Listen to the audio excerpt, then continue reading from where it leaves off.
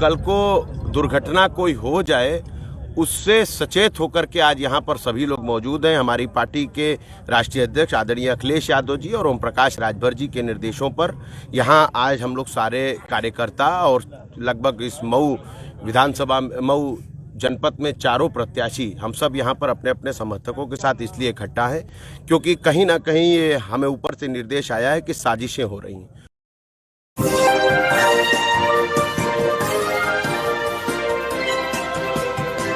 पल पल न्यूज के न्यूज रूम से मैं हूं आपके साथ नदीम अकरम। उत्तर प्रदेश 2022 के चुनाव में भारतीय जनता पार्टी कुछ सीटों पर साम दाम दंड भेद का इस्तेमाल कर लेना चाहती है। यूं तो पूरे उत्तर प्रदेश में ईवीएम की हेराफेरी को लेकर के मामला गरमाया हुआ है, जहां बनारस में ईवीएम पकड़ी गई, बरेली में बैलेट पेपर कूड़े की गाड़ी में ले जाते हुए पकड़े गए, तो प्रदेश भर से ऐसी ही तस्वीरें लगातार सामने आना शुरू हो गई। क्योंकि कल 10 मार्च है और 10 मार्च को तमाम 5 राज्यों में जो चुनाव हुए हैं उनकी वोटों की गिनती का ऐलान किया जाएगा। पर एग्जिट पोल के नतीजों ने हड़कंप मचा करके रख दिया। जहां जनता से नाराजगी भारतीय जनता पार्टी की थी, तो कैसे उत्तर प्रदेश में सरकार भाजपा की बनेगी? आम जनता का यह सवाल, राजनेताओं का यह सवाल और उन सवालों का जवाब देने से भारतीय जनता पार्टी कतरा रही है और 10 मार्च की तारीख का इंतजार अब हर किसी को है। और जिन सीटों पर साम दाम दंड भेद का इस्तेमाल भाजपा द्वारा किया जा रहा है, पहली सीट है कैराना में जहां नाहिद हसन उम्मीदवार है, तो दूसरी सीट है रामपुर की जहां आजम खान और उनके बेटे चुनावी मैदान में हैं। तो वहीं तीसरी सीट है उत्तर प्रदेश के मऊ की, जहां से मुख्तार अंसारी के बेटे अब्बास अंसारी गठबंधन के प्रत्याशी हैं। जब ये तीनों उम्मीदवारों को लेकर के हलचल तेज है, तो वहीं पर ईवीएम की गड़बड़ी भी जोरों शोरों पर की जा सकती है, जिसको लेकर के मऊ में खासतौर पर अब्बास अंसारी और उनके समर्थक अलर्ट हो गए हैं और चप्पे चप्पे पर ईवीएम ले जाने वालों की निगरानी कर रहे हैं। धरने प्रदर्शन पर अब्बास अंसारी और उनके समर्थक बैठे, तो पुलिस प्रशासन से भी नोकझोंक हुई। किस तरीके से पुलिस प्रशासन से नोकझोंक हुई है और इस नोकझोंक के बाद अब्बास अंसारी ने क्या कुछ कहा है और कैसे अब्बास अंसारी को घेरने की कोशिश की जा रही है शासन प्रशासन द्वारा, इसके ऊपर भी बात की जाएगी। पर सबसे पहले आपको बता दें कि ईवीएम हेराफेरी के मामले में स्ट्रांग रूम के बाहर जो है समाजवादी पार्टी के प्रत्याशी और कार्यकर्ता बैठ गए हैं। मऊ और बलिया में ईवीएम की निगरानी के लिए सपा गठबंधन के कार्यकर्ता मतगणना स्थल पर जुटे हैं। बलिया में जहां पूर्व मंत्री नारद रॉय अपने समर्थकों के साथ पहुंचे, तो वहीं मऊ में सुबह सपा प्रत्याशी अब्बास अंसारी केंद्र के बाहर बैठ गए। मऊ खुदवाली के नवीन कृषि मंडी स्थित स्ट्रांग रूम में रखे ईवीएम की रखवाली के लिए प्रत्याशी अब्बास अंसारी देर रात 11 बजे सपा नेताओं एवं समर्थकों के साथ पहुंचे।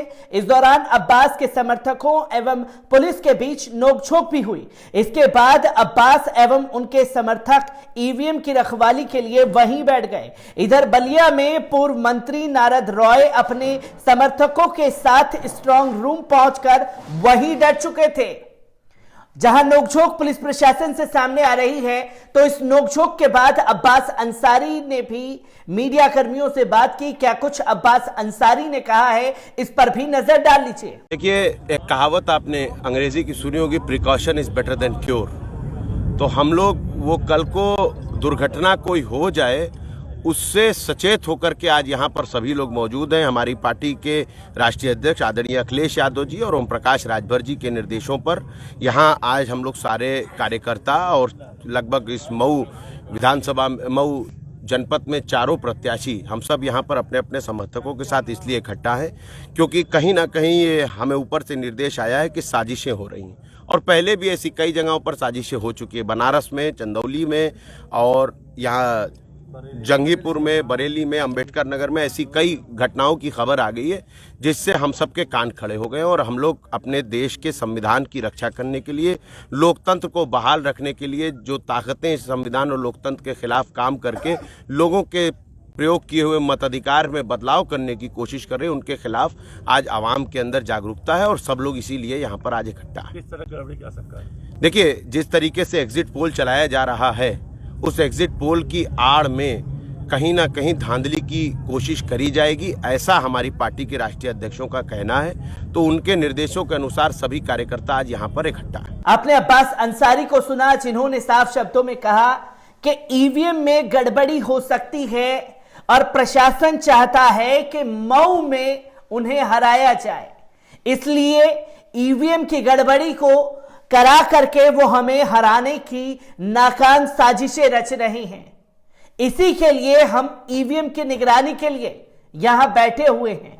और ऐसा ही 2019 में गाजीपुर में देखने को मिला था, जहां लोकसभा चुनाव के दौरान अब्बास अंसारी के ताऊ यानी कि अफजाल अंसारी साहब भी ईवीएम को लेकर के गाजीपुर में धरने प्रदर्शन पर बैठ गए थे। चप्पे चप्पे पर उनके लोग और वो खुद निगरानी कर रहे थे, जिसका सोशल मीडिया पर वीडियो भी वायरल हुआ था और तस्वीरें भी वायरल हुई थी। और नतीजा ये निकला कि गाजीपुर की उस सीट पर जहां भारतीय जनता पार्टी अपना दबदबा कायम करना चाहती थी, वहां अफजाल अंसारी ने भारतीय जनता पार्टी के प्रत्याशी को हराया था। ईवीएम की निगरानी के बाद बड़ी कामयाबी मिली थी। ठीक उसी तरह मऊ में अब्बास अंसारी भी ईवीएम की निगरानी के लिए स्ट्रांग रूम के बाहर जाकर के बैठ चुके हैं, जहां पुलिस प्रशासन से नोकझोंक हुई है। और इस नोकझोंक से पहले किस तरीके से मीडिया कर्मी और खासतौर पर अब्बास अंसारी को सरकार प्रशासन द्वारा घेरने की कोशिश की गई थी, एक बार इस रिपोर्ट पर भी नजर डाल लेते हैं। आपको बता दें कि यूपी में सोमवार को 7वें चरण का मतदान समाप्त हो गया। समाजवादी पार्टी गठबंधन से मऊ से उम्मीदवार अब्बास अंसारी ने भी वोट डाला था। वोट डालने के बाद अब्बास अंसारी ने पत्रकारों से बातचीत करते हुए कहा कि मैं भारतीय जनता पार्टी को जितना वोट मिल रहा है उससे ज्यादा से मऊ सदर में मुझे वोट मिलेगा। उन्होंने आगे कहा कि जिस तरह का कार्यकाल बीजेपी का रहा है उससे जनता नाराज है। ये चुनाव नफरत और मोहब्बत के बीच का है। उन्होंने आगे कहा था कि पिछले 5 सालों में सत्ता के नशे में चूर होकर गैरकानूनी तरीकों से लोगों के घरों पर बुलडोजर चलाया गया। इन सब का हिसाब किताब होगा। पत्रकारों के द्वारा अफसरों से हिसाब किताब को लेकर पूछे गए सवाल के जवाब में अब्बास अंसारी ने कहा था कि देखिए, बहुत साफ है, हिसाब किताब सबका होना चाहिए, हर व्यक्ति का हिसाब किताब होना चाहिए। मेरा भी हिसाब किताब होगा जब मैं यहां से चुनाव जीतकर लखनऊ जाऊंगा तो ओम प्रकाश चाचा और अखिलेश यादव भी पूछेंगे आपने क्या किया। जब मैं यहां वापस लौटूंगा तो जनता भी पूछेगी हमने आपको वहां भेजा तो आपने क्या किया। अब्बास अंसारी से पूछा कि क्या ऐसे अफसरों की कोई सूची बनाई है।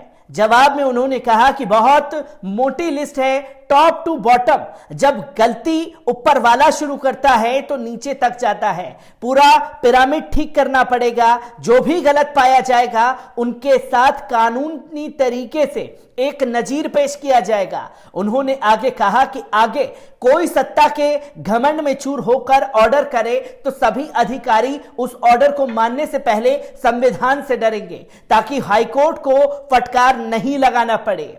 बाहुबली शब्द से आपको बड़ा लगाव है। इस सवाल पर अब्बास ने कहा कि जिसके साथ लाखों करोड़ों बाहों का बल है वही बाहुबली है और मेरे साथ लोगों की मोहब्बत है। अब हमें बाहुबली कहे जाने से कोई आपत्ति नहीं है। जनता हर 5 साल बाद अपना आशीर्वाद देकर हमारी मोहब्बत पर मोहर लगा देती है, जिसमें अब्बास अंसारी ने पत्रकारों को भी फटकार लगाई थी। जहां हिसाब किताब की बात और बुलडोजर को लेकर के अब्बास अंसारी ने सवाल कर दिया था तो भारतीय जनता पार्टी बुरी तरीके से बौखला गई थी।